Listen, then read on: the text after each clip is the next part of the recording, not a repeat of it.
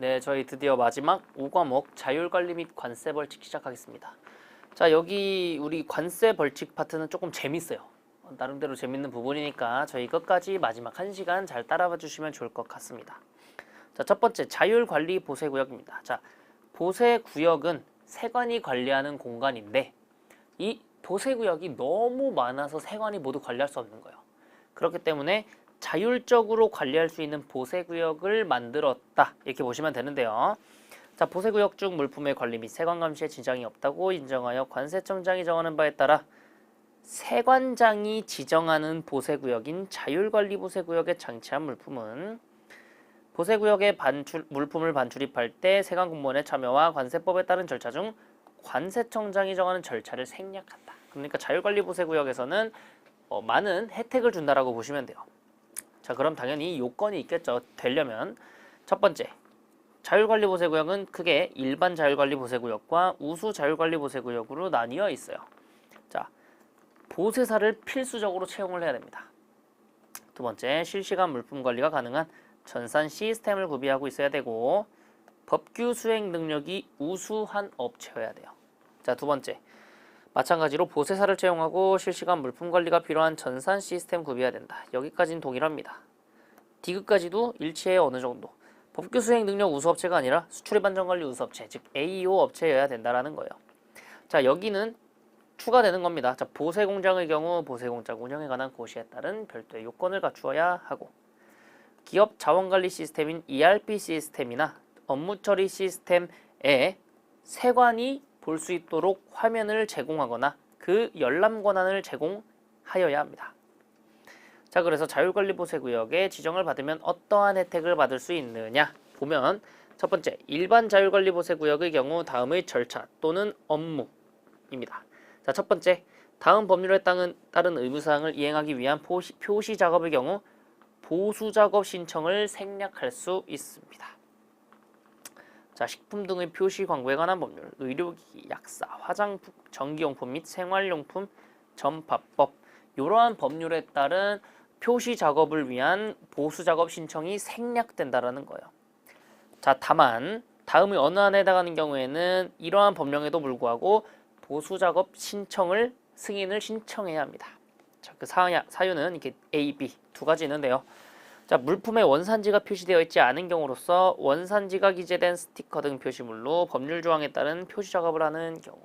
그러니까 이게 대표적으로 우리 한글 표시 사항이라는 것인데요. 제 이름 뭐 원산지 어디 연령 14세 이상만 사용할 수 있어. 이러한 막 내용들이 적혀 있는 그런 거 있잖아요. 이런 한글 표시 사항인데 애초에 이 물품의 원산지가 없었고 또 원산지가 기재된 어떤 스티커를 붙인다. 이러한 경우에는 보수작업 승인을 받아야 된다라는 거고요. 이미 있는 원산지를 수정하고 변경하는 조치를 하는 경우에도 승인을 받아야 된다.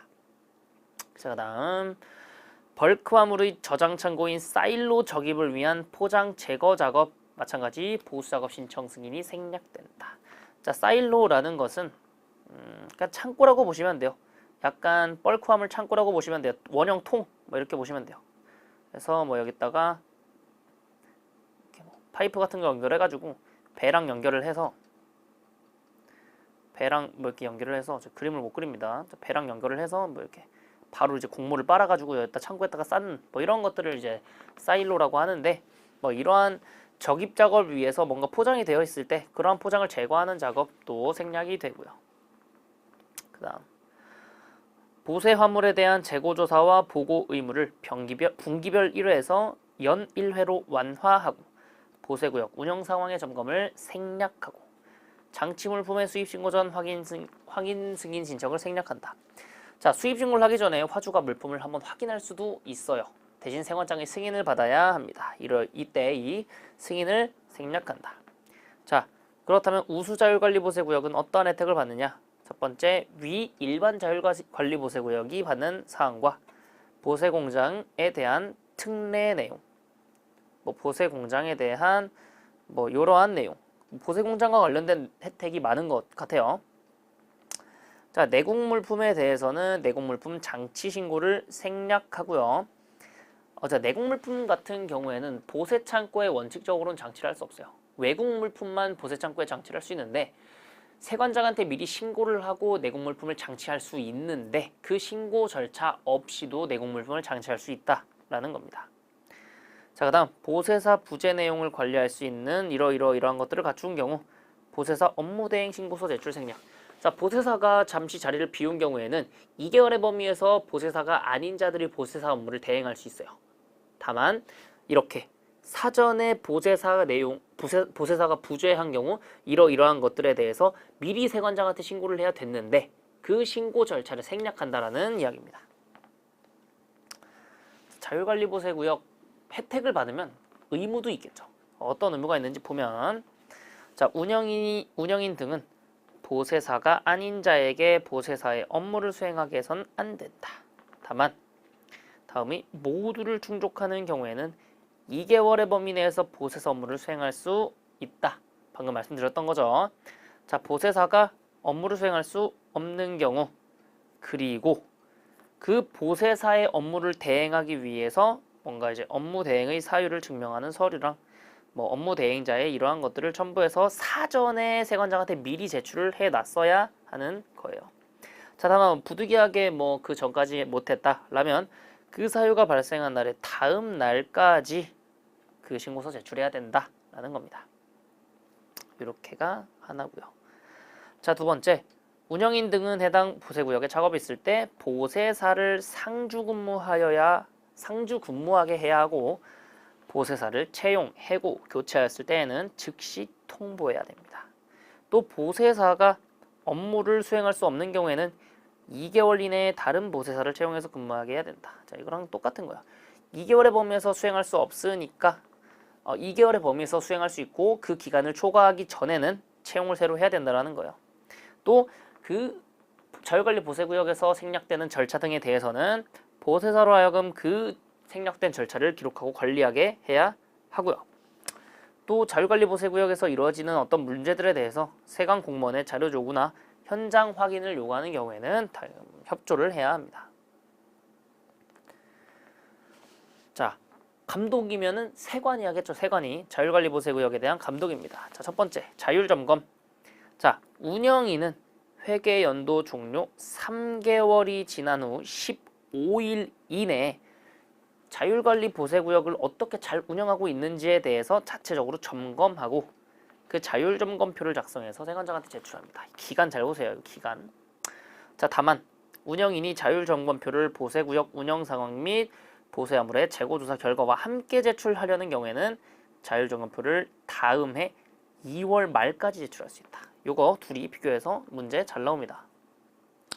자, 그다음 이러한 자율점검표 제출 생략. 이거는 자율점검표가 아니라 이제 정기감사를 생략한다라고 보시면 되는데요. 이 자율점검을 하는 경우에 정기감사를 생략한다. 이렇게 보시면 됩니다. 자, 세관장은 제출받은 자율점검표 등의 심사 결과 적정하다고 판단되는 경우에는 해당 연도에 정기감사에 가름하여 생략할 수 있으며 만약에 그 자율점검표를 제출하지 않거나 이 기간 안에 제출하지 않는 경우에는 정기감사를 해야 합니다. 이때 정기감사를 하는 경우에는 외부의 민간위원을 포함해서 별도의 감사반을 편성하게 되고요. 7일 이내 기간을 정해서 1년에 한 번 정기감사를 실시할 수 있습니다. 그 결과에 따라서 뭔가 시정명령 등에 필요한 조치를 하고 그 결과에 대해 관세청장한테 보고를 하게 됩니다. 5번은 넘어가겠습니다. 자, 절차 생략과 관련해서 좀 자세하게 들어가 보면요. 그 생략하는 절차에 대해서는 자율관리보세구역 지정서에 명기를 해야 하고요. 보세사로 하여금 그 생략되는 업무를 수행하게 해야 합니다. 자, 절차 생략 등의 정지인데요. 자, 세관장은 자율관리보세구역 운영인이 다음에 해당하는 경우에는 기간을 정하여 절차 생략 등을 정지할 수 있습니다. 자, 첫 번째, 보세사가 해고 또는 업무 정지 등의 사유로 업무를 수행할 수 없는 경우 다만 앞서 배웠다시피 보세사가 그런 사유가 있고 사전에 업무 대행자를 지정해 놓은 경우에는 2개월의 범위에서 그 절차 생략 업무를 수행할 수 있겠죠. 자, 두 번째, 운영위 등이 최근 1년간 경고 처분을 3회 이상 받은 경우, 자, 이러한 경우에는 절차 생략 등 정지할 수 있고요. 그 기간이 사유에 따라 다른데요. 자, 보세사가 업무를 수행할 수 없는 경우에는 보세사를 채용할 때까지, 경고 처분을 1년 이내 3회 이상 받은 경우에는 1개월 이내의 기간까지 정지 처분할 수 있습니다. 이거 잘 봐주세요. 자, 이때 절차 생략이 정지되는 기간 동안은 세관 공무원이 직접 관리한다. 자, 세관 공무원이 관리한다. 잘 봐주세요. 자, 그 다음 지정 취소입니다. 자, 세관장은 자율관리보세구역의 지정을 받은 자가 다음의 사유가 발생한 경우에는 지정을 취소할 수 있습니다. 자, 이것도 우리 잘 봐주시면 좋을 것 같아요. 자, 보시면 장치물품에 대한 관세를 납부할 능력이 자금 능력이 없다고 인정되는 경우, 두 번째, 본인이나 그 사용인이 그 관세법 또는 관세법에 따른 명령을 위반한 경우, 해당 시설의 미비 등으로 특허보세구역의 설치 목적을 달성하기 곤란하다고 인정하는 경우. 자, 이거 우리 특허보세구역 지정 취소 사유랑 얼추 일치합니다. 자, 여기까지는 이제 자위시죠. 자위시. 자, 자위시. 그 다음 원자재 소요량 관리가 적정하지 않은 경우, 반출입 실적이 없거나 보세 작업을 하지 않는 경우, 최근 1년 이내 이러이러한 사유에 해당하는 경우. 자, 자위시 자위시 원 실반. 여긴 동일합니다. 자, 여기서 봐야 될 거는 요 아랫부분이에요.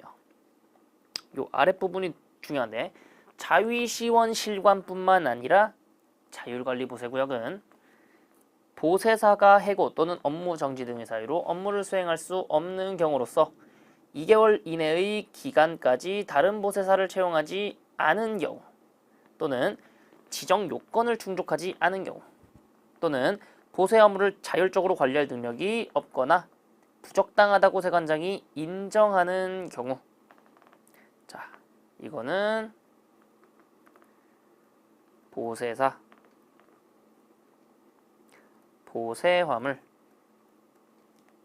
요건 해서, 자, 보세요 이렇게 합니다. 우리 자위시원실관 보세요. 이거는 이제 뭐 제가 원래 강의를 할 때도 했던 건데, 네, 이런 식으로 이제 암기를 해주시면 될 것 같아요. 원칙적으로는 특허보세구역은 자위시원실관, 자율관리보세구역은 자위시원실관 보세요. 그리고 우리 자위시 도경 밀수도 있었죠, 따로. 자, 이때 마찬가지 지정 취소하는 경우에는 의견을 청취하는 등 기회를 줘야 됩니다. 무조건 마냥 취소해서는 안 된다라는 거예요. 자, 그 다음 자율관리보세구역에선 보세사가 굉장히 큰 중요한 역할을 하기 때문에 보세사에 대해서 공부를 자세히 한번 다시 해보겠습니다. 자, 보세사는 그래서 어떤 일을 하는가? 보세 화물 및 내공물품의 반출입에 대한 참관 및 확인, 보세구역 안에 장치된 물품의 관리 및 취급에 대한 참관 및 확인, 보세구역 출입문의 개폐 및 열쇠 관리의 감독, 보세구역 출입자 관리에 대한 감독, 견본품에 대한 반출 및 회수, 보수 작업과 수입 신고 전 장치물품 확인 시 입회 및 감독, 세관 봉인 때, 그러니까 약간 뭐 봉인이라 보시면 돼요. 세관 봉인 때의 시보 및 관리, 환적 화물 컨테이너 적취입 시 입회 및 감독, 비치 대장의 작성과 확인, 뭐 이러한 업무를 수행하고요. 아셔야 됩니다. 이거 뭐 좀 나름대로 계속 보다 보면 직관적으로 보이거든요. 자, 직무교육입니다. 자, 보세사에 대한 직무교육은 한국관세물류협회장이 실시하게 되겠고요. 자, 보세사는 특정 사항을 준수해야 되는데요. 관세법과 관세법에 따른 명령 준수해야 되고요. 그 직무를 성실하고 공정하게 수행해야 됩니다. 또 직무를 수행할 때는 고의로 진실을 감추거나 거짓 진술을 해서는 안 되고요. 품위를 손상시키는 행위를 해서는 안 됩니다. 자, 다음 보세사는 그래서 어떤 의무를 갖고 있느냐, 이런 건 해야 된다 꼭. 뭐 이런 거죠. 자, 보세사는 다음의 사항과 세관장의 업무 감독과 관련된 명령을 준수하고, 자, 세관 공무원의 지휘를 받는다. 자, 이거 잘 봐주세요. 세관 공무원의 지휘를 받는 거예요. 자, 보시면 보세사는 다른 업무를 겸임할 수 없다. 겸임 금지 의무가 있네요. 다만 영업용 보세 창고가 아닌 경우에는 다른 업무를 겸임할 수 있다. 이 말은 즉슨 영업용 보세 창고만 겸임할 수 없다. 다른 보세 창고는 겸임이 가능하다라는 거고요. 그 다음 해당 보세구역에 작업이 있는 시간에 상주해야 된다. 다만 영업용 보세 창고의 경우에는 세관 개청 시간과 작업이 있는 시간에 상주해야 한다. 영업용 보세 창고의 경우에는 개청 시간과 작업이 있는 시간에 상주해야 되고, 그 나머지 보세 창고의 경우에는 작업이 없는 시간에 상주하고 작업이 없는 시간에는 상주하지 않아도 된다라는 이야기가 되겠죠. 자, 세 번째, 직무와 관련하여 부당한 금품을 수수하거나 알선, 중개해선 안 된다. 왜? 보세사도 직접적으로 밀수랑 연관이 돼 있을 수 있기 때문이죠. 자, 또한 보세사는 보세구역 내의 장치된 화물의 관리와 관련하여 법령 및 화물 관계 제방 규정과 자율관리 보세구역 관리에 관한 규정을 항상 숙지하고 이를 준수해야 된다. 우리 보세사 시험에서 공부하는 이 모든 법 규정에 대해서 잘 숙지하고 있으라라는 이야기가 되겠습니다. 자, 보세사 징계입니다. 자, 보세사 징계는 임의로 할 수 없고요. 보세사 징계위원회의 의결에 따라 징계 처분을 합니다. 자, 그 사유는 보세사의 직무 또는 의무를 이행하지 않는 경우, 또는 경고 처분을 받은 보세사가 1년 내에 다시 경고 처분을 받은 경우에는 징계위원회가 열립니다. 징계는 크게 세 가지가 있는데요. 견책, 너 이거 왜 그랬어? 혼내는 거죠. 두 번째, 6개월 범위 내의 업무 정지. 세 번째는 등록 취소입니다. 자, 이때 업무 정지를 2번 받으면 등록 취소를 해야 합니다. 자, 만약에 세관장이 징계 처분을 하는 경우에는 한국관세물류협회장에게 통보해야 된다. 왜? 보세사와 관련된 제도 그리고 인력 관리는 한국관세물류협회에서 합니다. 우리 시험도 한국관세물류협회에서 주최하잖아요. 주관하잖아요. 자, 그 다음 자유무역지역인데요. 이 자유무역지역은 조금 관세법에 따른 보세구역 뭐 이런 것과는 조금 멀어요. 하지만 자유롭게 무역을 할 수 있다라는 측면에서 공부를 하게 되고, 또 보세사의 역할이 있기 때문에 공부를 하게 되는데요. 이 자유무역지역은 관세법에 따른 공간이 아니라 이 산업통상부 소관의 공간입니다. 자, 보시면 반출입신고, 물품을 자유무역지역 입주기업체에서 반출하거나 반입하기 위한 신고로서 관세법에 따른 반입신고고요. 자, 사용 소비 신고는 외국 물품을 고유한 사업의 목적 또는 용도에 사용 또는 소비하기 위하여 관세법에 따라 수입신고서 서식으로 신고하는 것을 말한다. 국외 반출 신고는 국외로 반출하기 위한 신고를 말한다. 자, 보수, 이때 보수는 보수 작업이고요. HS 품목 분류의 변화를 가져오지 않는 활동을 말한다. 뭐 이제 어느 정도 감이 오시죠? 자, 잉여 물품은 어떤 생산, 제조 공정을 통해 발생하는 부산물과 불량품, 제품을 더 이상 생산하지 않아서 남게 된 원재료와 제품, 그 제조 물품의 포장재와 운반 용품 등을 모두 말하는 것을 잉여 물품이라 합니다. 자, 자유무역지역과 이 자유무역지역의 지정 및 운영에 관한 법률과 다른 법률의 관계는 어떤지에 대해서 한번 보시면, 자, 첫 번째, 관세법과는 어떤 관계가 있느냐? 별도로 규정된 사항을 제외하고는 관세법을 적용하지 않는다. 다만 다음에 해당하는 경우에는 그러하지 아니하다.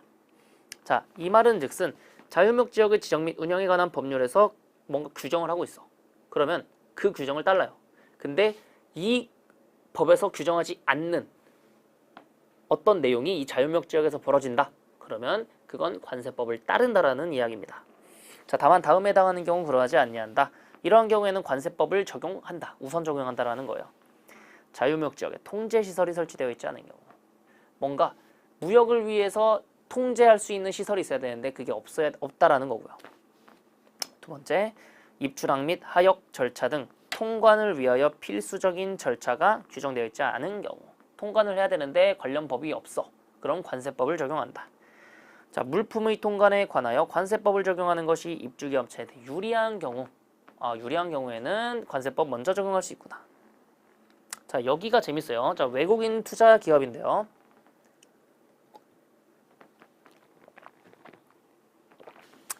자, 자유무역 지역은 무역을 촉진하고 우리나라의 생산을 촉진하고 고용을 촉진하고 뭐 이렇게 하기 위해서 이 외국의 기업들을 많이 유치하기 위해서 만들어 놓은 공간이라고 보시면 돼요. 그렇기 때문에 외국인 투자 기업에 대해서는 뭔가 혜택을 제공한다라고 보시면 되는데요. 자, 입주 기업체 중 외국인 투자 기업에 대하여는 다음의 법률을 적용하지 않는다.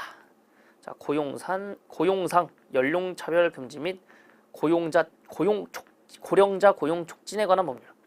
어렵네요. 자, 그러니까 우리 고령자에 대해서 의무적으로 채용해야 되는 법률이라고 보시면 되고요. 그다음 국가 유공자 예우 및 지원에 관한 법률, 보훈 대상자 지원에 관한 법률, 5.18 민주 유공자 예우 및 단체 설립에 관한 법률, 특수 임무 유공자 예우 및 단체 설립에 관한 법률. 자, 요거는 우리 보훈자라고 보시면 되겠죠. 자, 그다음 3번은 뻔해요. 뭐 장애인에 대한 법률입니다. 그러니까 얘네 모두 우리 고령자와 보훈자와 장애인을 의무적으로 채용하도록 하는 법률이에요. 그런데 외국인 투자 기업에 대해서는 이 규정을 적용하지 않는다라고 함으로써 고용에 대한 부담을 낮춰줬다. 이렇게 보시면 됩니다. 자, 그다음 경제자유구역의 지정 및 운영에 관한 특별법과의 관계는 자유무역지역의 지정 및 운영에 관한 법률에 다른 규정이 있는 경우에는 자유무역지역의 지정 및 운영에 관한 법률을 우선해서 적용한다. 엔간하면 최우선 적용한다라고 보시면 돼요. 자, 이번엔 자유무역지역 안에서의 보세운송에 대해서 한번 보도록 하겠습니다. 자, 외국물품 등을 자유무역지역에서 다른 자유무역지역 또는 관세법 213조에 해당하는 장소, 그러니까 보세운송 장소라고 보시면 돼요. 보세운송이 가능한 장소라고 보시면 되는데, 보세운송하려는 경우에는 우리 관세법 고시에 따른 보세운송에 관한 고시를 준용합니다. 다만 자유무역지역에서 제조가공한 물품인 경우에는 보세운송 기간을 7일로 하고 7일의 범위에서 연장이 가능하다. 7+7 기간 잘 보세요. 어디서 보세운송하는지를 잘 구분하셔야 돼요. 자, 동일 자유무역지역 내에 있는 입주 기업체 간에 이동하는 경우에는 반출입신고로 보세운송신고를 가름할 수 있습니다. 이 말은 즉슨 보세운송신고 안 해도 반출입신고만 해도 된다라는 이야기가 되겠죠. 자, 다만 동일 자유무역지역이라 하더라도 원거리 운송을 해야 하는 부산 자유무역지역의 이러한 장소 간에 외국 물품 등을 이동하는 때에는 정석과 마찬가지로 보세운송 절차 따른다. 네, 넘어가고요. 자, 이거 중요합니다. 국외 반출 물품 등의 보세운송 및 선기적. 자, 국외 반출 물품은 우리나라에서 국외로 반출되는 물품에 대해서 보세운송 언제까지 해야 되고 선적, 기적 언제까지 해야 되느냐의 문제인데요. 자, 자유무역적 보세운송 규정에도 불구하고 국외 반출 신고가 수리된 물품을 선적하기 위하여 보세운송하는 경우 수출신고서 서식 사용해서 보세운송 신고할 수 있다. 잘 봐주시고요. 이때 보세운송 기간은 신고 수리일로부터 30일 이내로 하고요. 선기적은 마찬가지 수리일로부터 30일 이내에 선기적해야 합니다.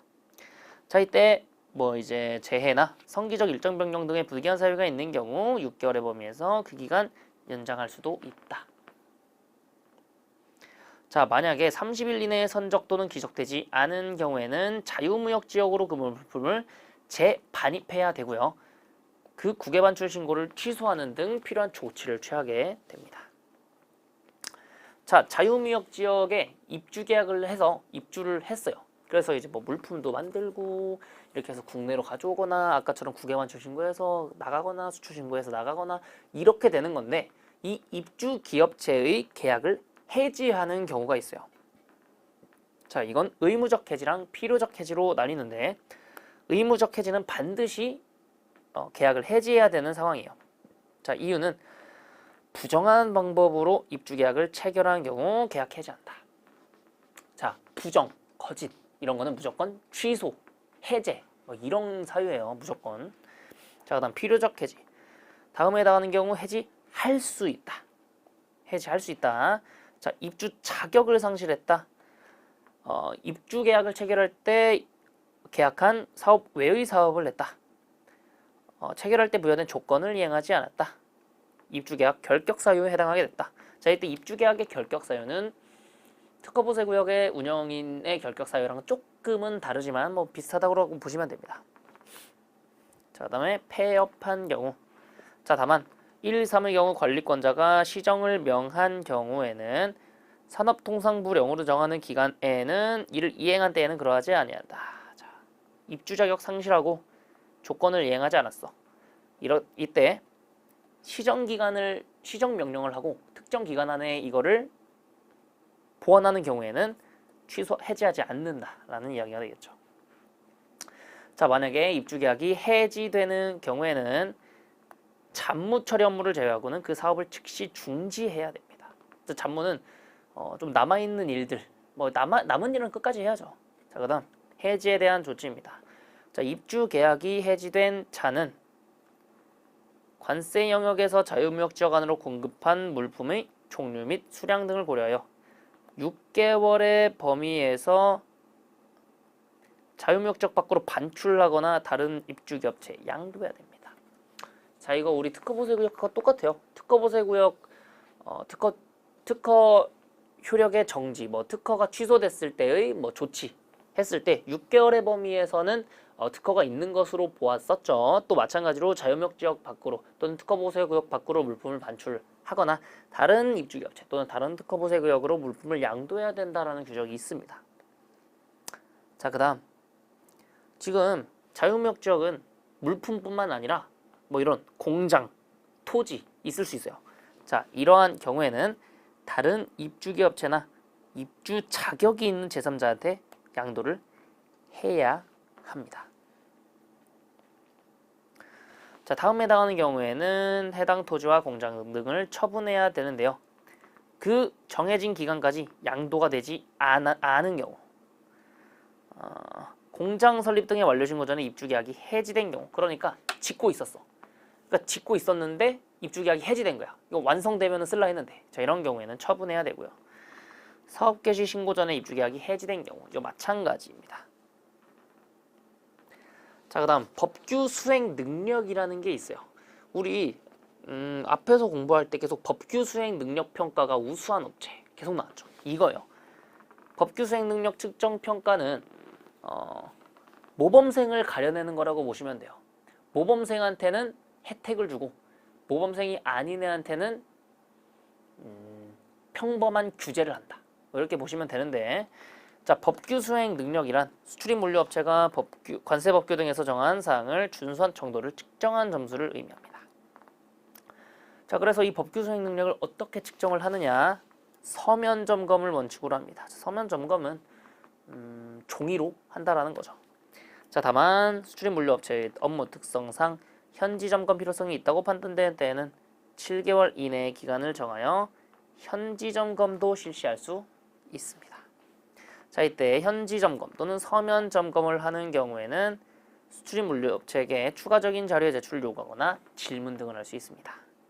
자, 이렇게 모든 평가가 끝났으면 그 점검을 완료한 때 그 결과를 세관장한테 보고하고 즉시 법규 수행 능력 평가 시스템에 등록해서 그 혜택을 받을 수 있도록 합니다. 그 조사는 점검반이라는 곳에서 합니다. 제가 뭐 생략을 많이 했어요. 자, 현지 점검 시 생략할 수 있는 내용이 있는데요. 자, 법규 수행 능력 평가를 측정하면서 현지 점검을 한번 실시를 했다라고 한다면 보세구역 운영 상황 점검, 자율관리 보세구역에 대한 감독, 보세 공장에 대한 재고 조사, 보세 판매장에 대한 세관장 업무의 감독, 종합보세구역에 대한 반출입 사항 및 재고 조사, 보세 운송과 관련된 세관장의 업무 감독, 자유무역 지역과 관련된 재고 관리 상황의 조사 등을 모두 생략할 수 있습니다. 이거 뭐 굳이 끙끙거리면서 암기할 필요는 없고요. 그냥 계속 보시면 됩니다. 자, 관세 벌칙. 여기가 조금 재밌을 거예요. 왜? 어떤 잘못을 했을 때 어떠한 처벌을 받느냐, 뭐 이런 것들을 공부하는 게 굉장히 재밌잖아요. 자, 첫 번째, 징역과 벌금의 명가입니다. 자, 관세법에 따른 이거 대상도 잘 보셔야 돼요. 밀수출입죄, 관세포탈죄 등 가격 조작죄, 미수범 등 밀수품 취득죄 등에 따른 죄를 저지른 자는 징역과 벌금을 병과할 수 있다. 자, 원래는 만약에 밀수입죄라고 보시면 7년 이하의 징역 또는 7천만 원 이하의 벌금이에요. 자, 원래 같으면은 7년 이하의 징역만 받거나 7천만 원 이하의 벌금만 받거나 둘 중 하나예요. 근데 이 5개의 죄 항목에 해당하는 경우에는 징역과 벌금을 동시에 때려볼 수 있다는 거예요.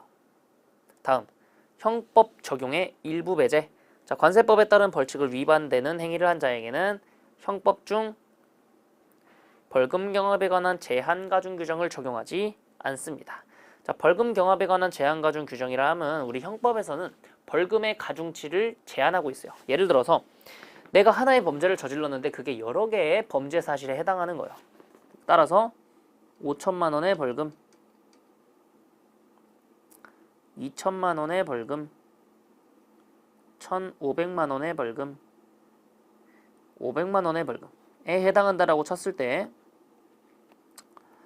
우리 형법에 따른 벌금 경합에 관한 제한 가중 규정에 따라 최고의 벌금액을 1.5배를 초과할 수 없어요. 이 합계가. 그렇기 때문에 5천만 원의 1.5% 150%인 1,500만 원을 한도로 벌금이 부과가 될 수 있어요. 이것이 바로 벌금 경합에 관한 제한 가중 규정인데요. 관세법에서는 이 규정을 적용하지 않아서 이 벌금의 합계 전체에 대해서 벌금을 때릴 수가 있어요. 그 합계가 얼마예요? 9천만 원이네요. 자, 관세법에 이러한 규정이 있는 이유는 관세법을 위반한 자에 대해서 더 엄벌에 처하겠다라는 경고다. 이렇게 보시면 됩니다. 그 다음 양벌 규정입니다. 양벌 규정은 그 범죄 행위를 한 자 외에도 이 사람의 관리인, 감독자도 같이 처벌을 받는다라고 보시면 돼요. 자, 법인의 대표자나 법인 또는 개인의 대리인, 대표자나 대리인, 사용인, 종업원이 그 법인 또는 개인의 업무와 관련해서 관세법 또는 관세법에서 규정한 벌칙, 자, 과태료는 아닙니다. 과태료는 양벌 대상 아니다. 잘 봐주세요.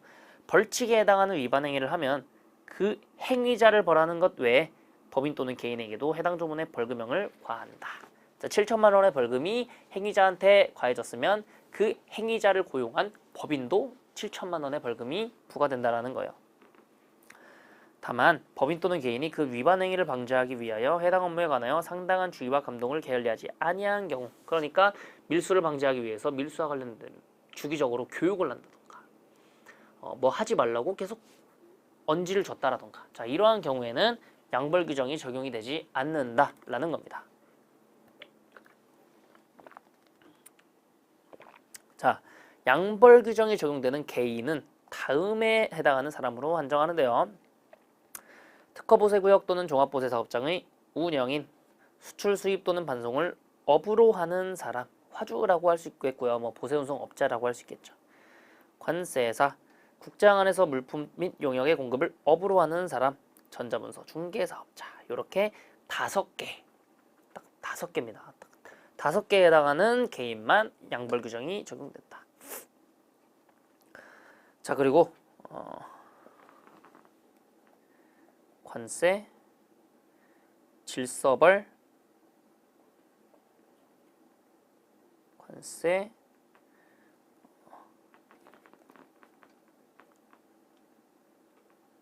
잠시만요. 교재가 관세, 형벌, 요렇게 구분이 크게 되는데요. 이 관세 질서벌 같은 경우에는 과태료, 통고처분, 뭐 요렇게 뭐 빨간 줄이 안 그어지는 이러한 것들을 말하고요. 관세 형벌은 징역, 벌금, 뭐 이러한 것들을 관세 형벌로 합니다. 자, 우리 그래서 관세 형벌이 뭔지에 대해서 먼저 좀 보고 넘어갈 거고요. 관세 질서벌 내용은 과태료에 대해서는 여기서 다루지 않았어요. 과태료 내용이 굉장히 복잡해서 굳이 이 핵심 요약에서는 다루지 않습니다. 자, 첫 번째 관세 형벌인 전자문서 위변조죄 등입니다. 자, 순서대로 처음 나오는 게 가장 센 벌이라고 보시면 돼요. 자, 전자문서 위조 변조죄. 전자문서는 관련 정보에 관한 보안 규정을 위반해서 국가 관세 종합정보 시스템 유니패스나 전자문서 중개사업자의 전산 처리 설비에 기록된 이러한 것들을 정보를 위조 또는 변조하거나 위조 또는 변조된 정보를 행사한 자는 자, 얼마? 10년 이상 11년 이상 10년 이하의 징역 또는 1억 원 이하의 벌금에 처합니다. 자, 세죠? 자, 만약에 전자문서 중개 업무 등을 지정받지 않은 자가 하는 경우에는 5년 이하의 징역 또는 5천만 원 이하의 벌금에 처합니다. 자, 그다음 밀수출입죄입니다. 이게 가장 여러분들이 관심이 있는 밀수가 이 내용이 되겠는데요. 자, 첫 번째 금지품 수출입죄입니다. 자, 금지품, 수출입이 금지된 물품. 자, 다음과 같은 수출입 금지 물품을 수출하거나 수입한 자는 7년 이하의 징역 또는 7천만 원 이하의 벌금에 처합니다. 자, 그래서 수출입이 금지되는 물품이 뭐냐?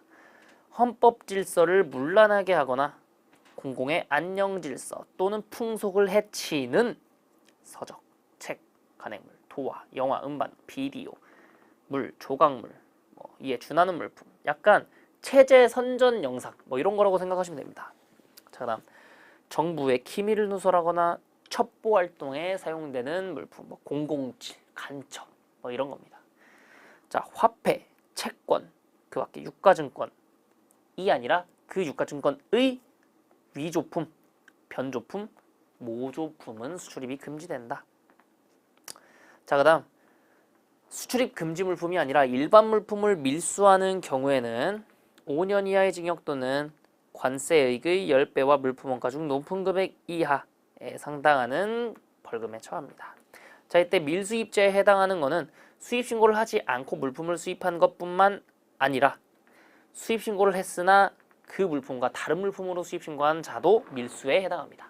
그러니까 볼펜이 실제로 오는 물품이었는데 이 볼펜을 텔레비전으로 신고를 한 거예요. 이렇게 아예 다른 물품으로 수입 신고하는 것도 밀수다. 그다음 밀수입이 아니라 밀수출과 밀반송입니다. 자, 다음에 해당하는 자는 3년 이하의 징역 또는 물품 원가 이하에 상당하는 벌금에 처합니다. 마찬가지 수출 및 반송 신고 안 하고 수출 및 반송한 자. 수출 및 반송 신고는 했으나 실제 물품과 다른 물품으로 수출 및 반송한 자. 자, 그다음 가격 조작죄입니다. 가격 조작죄. 가격 조작죄. 자, 신청 또는 신고를 할 때 부당하게 재물이나 재산상 이득을 취득하거나 제3자로 하여금 이를 취득하게 할 목적으로 물품의 가격을 조작하여 신청 또는 신고한 자는 2년 이하의 징역 또는 이에 따른 금액 이하의 벌금에 처한다. 자, 그래서 어떤 신고 또는 신청이냐 하면 보정신청, 수정신고, 수출수입 반송신고, 입항전 수입신고를 할 때 이러한 목표로 물품의 가격을 조작하는 경우에는 2년 이하의 징역 또는 이에 따른 금액은 5천만 원, 물품 원가, 다음 A와 B 간의 차액인데요. 신고한 가격과 과세 가격의 차액이라고 보시면 돼요. 조금 복잡하죠. 요렇게 좀 구분해서 잘 봐주시면 될 것 같아요. 그리고 특이점은 2년 이하의 징역이다. 이것도 잘 봐주시고요. 그 다음 미수범 등입니다. 이것도 정말 잘 나와요. 자, 첫 번째 그 정황을 알면서 자, 어떤 범죄인지도 보셔야 돼요. 밀수출입죄, 관세포탈죄. 자, 제가 관세포탈죄 등은 다루지 않았는데 이거는 출제 비중이 크진 않아서 일단 뺐어요. 근데 중요하기는 합니다. 자, 밀수출입죄 및 관세포탈죄 등에 따라 다른 행위를 교사하거나 방조한 자는 정범에 준하여 처벌한다. 자, 교사라는 것은 한번 해봐 하면서 부추기는 거예요. 그리고 방조는 이 범죄를 도와주는 것을 방조라고 하는데요. 자, 교사하거나 방조한 자는 실제로 그 범죄를 한 사람이 아니에요. 실제 범죄를 한 사람은 정범이라고 하는데 교사자나 방조자도 이 정범과 준해서 처벌을 한다. 두 번째, 전자문서 위변조죄 등 밀수출입죄, 관세포탈죄 등의 미수범은, 그러니까 미수는 범죄를 시도는 했어요.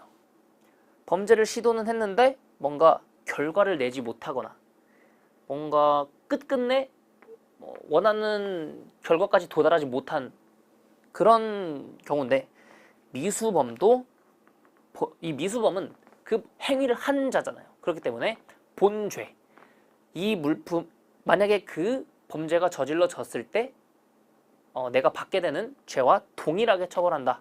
따라서 본죄에 준하여 처벌한다라고 합니다. 그다음 마지막 예비범입니다. 자, 예비범은 전자문서 위변조죄 등 밀수출입죄, 관세포탈죄 등의 죄를 저지를 목적으로 그 예비를 한 자. 자, 미수범과 달리 착수를 안 했어요. 아직 착수를 안 한 자에 대해서는 본죄의 2분의 1을 감경해서 처벌한다. 이렇게 조금 묶을 수 있을 것 같아요. 자, 그다음 보세사의 명의대여죄 등. 그래도 우리가 보세사 시험인데 보세사와 관련된 뭔가 벌칙 규정도 좀 알아야죠. 자, 다음에 해당하는 자는 1년 이하의 징역 또는 1천만 원 이하의 벌금에 처한다. 자, 명의 대여해준 경우, 명의 대여한 경우, 그 명의 대여와 명의 대여하는 행위를 알선한 경우, 이러한 모든 명의 대여와 관련된 행위를 한 자는 1년 이하의 징역 또는 1천만 원 이하의 벌금에 처합니다. 자, 그다음 관세범에 대해서 알아볼게요. 자, 관세범 또 재밌어요. 자, 관세범이란 관세법 또는 관세법에 따른 명령을 위반하는 행위로서 관세법에 따라 형사처벌되거나 통고처분되는 것을 말한다. 관세범에 관한 조사처분은 세관 공무원이 진행합니다. 자, 관세범에 대한 수색 압수를 할 때에는 관할 지방법원 판사의 영장을 받아야 되고요. 다만 긴급해, 지금 당장 압수수색을 해야 될 것 같아. 자, 이런 경우에는 사후에 영장을 발급할 수 있습니다. 자, 이때 이거 포인트, 소유자, 점유자, 보관자, 소점부가 임의로 제출한 물품이나 남겨둔 물품은 영장 없이도 압수할 수 있다. 자, 이게 바로 약간 현장을 급습했는데 얘네가 버리고 도망가는 경우 있잖아요. 범죄자들이. 자, 이런 경우에는 남겨둔 물품이 되기 때문에 영장 없이도 그냥 압수를 할 수 있습니다. 자, 다음 현행범. 세관 공무원이 관세범의 현행 범인을 발견했을 때에는 즉시 체포해야 되고요. 세관 공무원이 아니더라도 현행 범인이 장소에 있을 때는 누구든지 체포할 수 있습니다. 자, 여러분들도 체포할 수 있다는 거예요. 자, 이때 범인을 체포한 자는 지체 없이 세관 공무원한테 범인 인도를 해야 합니다. 자, 그다음 물품의 압수입니다. 자, 압수, 수색할 때는 영장 필요하다 했어요. 자, 물품의 압수는 관세범 조사에 의하여 발견한 물품이 범죄의 사실을 증명하기에 충분하거나 몰수하여야 하는 것으로 인정될 때는 이를 압수할 수 있습니다. 자, 이때 압수한 물품은 편의에 따라서 소지자나 시군읍 면사무소에 보관할 수 있습니다. 이때 이 압수한 물품에 대해서 매각을 할 수 있는데요. 자, 관세청장이나 세관장은 압수 물품이 다음에 해당하는 경우 피의자나 관계인에게 통고한 후 매각하여 그 대금을 보관하거나 공탁할 수 있습니다. 그러니까 이게 범죄와 관련된 물품이니까 주인이 안 나타나면 매각을 할 수밖에 없죠. 자, 매각 사유 보시면 제가 아까 말씀드렸죠. 매각은 우려스러울 때 하는 거다라고 했어요. 부패 또는 손상되거나 그 밖에 사용할 수 있는 기간이 지날 우려가 있는 경우, 보관하기가 극히 불편하다고 인정하는 경우, 이거 좀 독특한 부분이고요. 처분이 지연되면 상품 가치가 크게 떨어질 우려가 있는 경우, 피의자나 관계자가 매각을 요청하는 경우. 자, 다음 매각이 아니라 이제 폐기도 있어요. 폐기는 더 이상 손쓸 수가 없는 경우. 자, 사람의 생명이나 재산에 해를 끼칠 우려가 있는 경우, 부패 변질된, 유효기간이 지난, 상품 가치가 없어진 경우에는 압수 물품을 폐기할 수도 있습니다. 자, 유실물 공고라고 있는데요. 이 유실물 공고는 아까처럼 남겨두고 간 물품 있잖아요. 이 남겨두고 간 물품에 대해서 주인이 안 찾아가. 이럴 때는 이거 유실물입니다 하고서 공고를 해요. 자, 물론 제 발로 오진 않겠죠. 범죄 사실을 증명하는 꼴이 되니까. 자, 세관장은 이러이러한 범죄에 해당하여 압수된 물품에 대해서 그 압수일로부터 6개월 이내에 소유자 및 범인을 알 수 없는 경우에는 유실물 공고를 해야 된다. 이거 그냥 범인 나오세요 이렇게 하는 거예요. 자, 이때 1년이 지나도 소유자 및 범인을 알 수 없는 경우에는 국고에 기속된다. 국가 소유가 된다는 거죠. 자, 그다음 마지막 통고처분. 여기도 중요합니다. 자, 관세청장이나 세관장은 관세범을 조사한 결과 범죄의 확증을 얻어야 돼요. 범죄의 확증을 얻었을 때에는 다음에 해당하는 금액이나 물품을 납부할 것을 통고할 수 있습니다. 자, 통고는 벌금에 상당하는 금액을 납부하라. 몰수에 해당하는 물품을 제출해라. 추징금에 해당하는 금액을 납부해라 라는 것이 통고처분이 되고요. 통고처분은 그래도 괜찮은 처분이다. 통고처분은 빨간 줄 아니에요. 통고처분보다 더 아니죠. 그 범죄가 조금 더 과했다 라고 하면 통고처분 안 하고 바로 검찰로 고발합니다. 자, 이때 벌금에 상당하는 금액이 대체 얼마냐? 그 벌금 최고액의 100분의 30이다. 자, 예로서 수출입 금지 물품의 밀수입죄에 해당한다 라고 하는 경우에는 뭐 무조건 검찰에 송치하겠지만 그냥 예시로 벌금 최고액의 100분의 30이면 2,100만 원이 되겠죠. 자, 이때 벌금에 상당하는 금액은 해당 벌금 최고액의 100분의 30으로 한다. 이때 그 금액은 증액할 수 있는데요. 조사를 방해하거나 증거물을 은니 이러한 경우에는 그 금액을 100분의 50의 범위에서 늘릴 수 있고요. 감액도 가능합니다.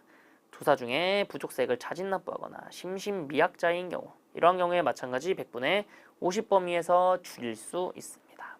만약에 줄이고 늘리고가 여러 가지 이유가 있는 경우에는 그 비율을 합산하되 그 합산한 비율이 증액하거나 감액하는 경우 100분의 50을 초과할 수는 없습니다. 또 통고처분이 있는 경우에는 공소의 시효가 정지되고요. 우리 관세징수권 소멸시효 기억하시나요? 관세징수권 소멸시효가 중단됩니다. 자, 이게 중단이랑 정지랑 헷갈리시면 안 돼요. 공소시효는 정지되지만 관세징수권 소멸시효는 중단된다. 중단은 초기화였죠. 자, 이거 암기식 기억하시죠? 납부, 일로 가야 되구나. 납부 통고, 공경 교합 기억하시죠? 자, 그다음 통고처분 면제입니다. 관세청장이나 세관장은 통고처분 대상자의 다양한 사정 등을 고려해서 이거 중요합니다. 관세범칙조사심의위원회 심의 의결을 거쳐서 면제할 수 있습니다. 자, 이때 통고처분의 면제는 다음의 요건을 모두 갖추어야 되는데요. 벌금에 상당하는 금액이 30만 원 이하이거나 몰수에 해당하는 물품의 가액과 추징금에 해당하는 금액의 합한 금액이 100만 원 이하일 것. 그러니까 좀 범죄 사실이 약한 경우죠. 추징액 자체가 낮은 경우. 그런데 좀 아쉬운 경우. 뭐 20살짜리 애가 이제 뭐 돈이 너무 없어가지고 뭐 했다라거나 뭐 이러한 경우가 되겠습니다. 자, 그다음 고발입니다. 자, 고발은 검찰에 고발하는 거예요. 이렇게 되면 일이 커져요. 검찰에 가서 조사받아야 되고 검찰에서 기소하면은 재판까지 가서 징역까지 갈 수 있습니다. 자, 즉시 고발이라는 것은 범죄의 사실을 보았을 때, 세관에서 보았을 때 이건 무조건 징역형이다 라고 인정될 때에는 통고처분 안 하고 바로 고발할 수 있습니다. 그 다음 통고처분을 했는데 이걸 불이행하는 경우에도 고발이 되는데요. 자, 통고서의 송달을 받았을 때에는 15일 이내에 그 통고처분을 이행해서 돈을 내거나 물품을 납부를 해야 되는데 그 기간 이내에 이행하지 않으면 즉시 고발됩니다. 근데 15일이 지나고 고발을 안 한 상태에서 이행을 한 경우 있을 수 있어요. 다만 15일이 지난 후 고발이 되기 전에 통고처분을 이행한 경우에는 그러하지 아니한다. 즉 고발하지는 않는다라는 거예요. 그 다음 무자력 고발입니다. 자, 돈이 없는 경우예요. 자, 세관장이나 관세청장은 다음에 해당하는 경우 통고처분 규정에도 불구하고 즉시 고발해야 된다.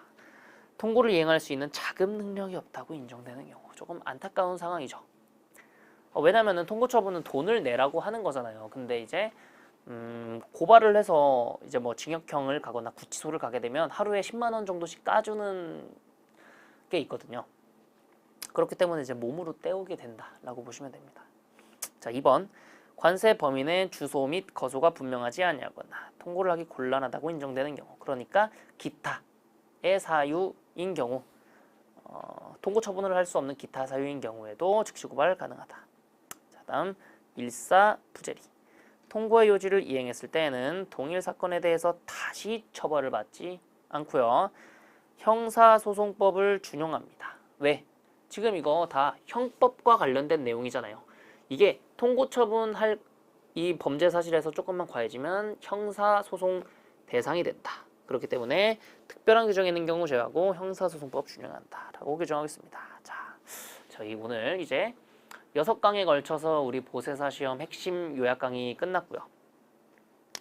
그래도 여러분들, 저 같은 경우에는 지금 뭐 이틀에 걸쳐서 촬영을 했지만, 지금 여러분 같은 경우에는 사실 뭐 이거 6시간도 안 돼요. 강의. 뭐 6시간도 안 되고, 사실 뭐 1.5배 정도로는 다들 보시잖아요. 그렇기 때문에 한 뭐 4시간 내지 5시간이면은 강의 다 보실 수 있을 거라고 생각을 해요. 그리고 저희 뭐 인스티비 안에 있는 홈페이지 들어오셔가지고 뭐 이거 강의 결제를 하시거나 하시면은 이 제가 제공해 드리는 교재까지 아마 다운받으실 수 있는 걸로 알고 있는데, 만약에 그렇게 되신다면은 지금 뭐 한 달 정도 남은 시점에서 이렇게 계속 강의로 습득을 하시고 기출문제로 바로 넘어가셔서 기출문제 한 5개년치만 풀면 돼요. 더 풀 필요 없어요. 5개년치 풀고 채점하고 틀린 거 오답하고 그 다음에 이거 다시 보세요. 강의를 다시 보셔도 돼요. 강의를 다시 보셔도 되는데 그냥 혼자서 공부하셔도 돼요. 혼자 보시고 다시 기출문제 또 풀어보시고 오답하고 그 다음 강의 했던 거 공부 다시 하고 또 기출 풀고, 이거를 시험할 때까지 계속 반복하시면 돼요. 여러분이 뭐 시간이 얼마 남은지는 전 잘 모르겠지만 그 전까지, 시험 전까지 무한 반복해 주시면 되고요. 조금 팁을 드리자면은 일단 기출문제를 푸실 때는 지워지는 연필로 하시거나 아니면 기화펜이라고 있는데 그러한 것들로 문제를 푸세요. 왜냐면 기출문제 우리 계속 풀 거기 때문에 거기에 흔적을 남기시면 안 되고요. 또 우리가 기출문제를 풀면서 정확히 틀리네, 뭐 정확히 틀리네, 약간 애매한데 맞았어, 뭐 긴가민가한데 맞았어, 아니면 완전 맞았어 하는 애들이 있어요. 자, 이때 완전 맞았어 하는 애들은 굳이 다음에 풀 필요가 없어요. 그러니까 한번 풀고 채점을 할 때 틀린 애들 체크하고요. 맞았는데 긴가민가한 애들은 약간 그 지문에다가 세모 표시 같은 거 해놓는 거예요. 그러고서 이제 다음에 문제 풀 때는 이제 세모 표시 있는 거랑 이제 체크한 것만 다시 보는, 뭐 이러한 식으로 조금 능률적으로 공부를 할 수 있으니까 이런 방법들도 한번 잘 참고해 보시면 좋을 것 같고요. 자, 저희 이제 뭐 이제 강의와 관련된 건 모두 끝났지만 저도 이번에 보세사 시험에 실제로 저도 물론 보세 자격이 있지만 저도 시험장에 가서 실제로 같이 문제를 풀어 볼 거고요. 시험이 끝난 당일날에 제가 가다반을 올릴 예정입니다. 그러니까 그 가다반도 한번 잘 관심 있게 봐주시고요. 가다반 올린 다음 날이죠. 일요일에는 이제 뭐 어려운 문제에 대해서는 약간 총평과 함께 문제풀이도 같이 진행할 예정이니까 그 부분에 대해서도 계속 관심을 가져주시면 감사하겠습니다.